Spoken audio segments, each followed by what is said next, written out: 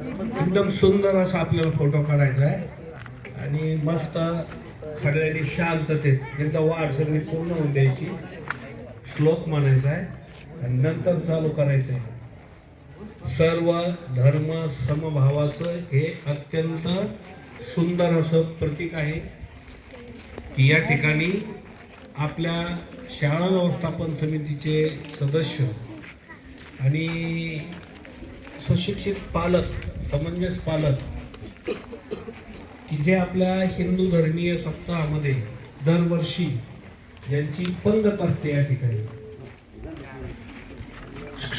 ऐकतो काय बाळा?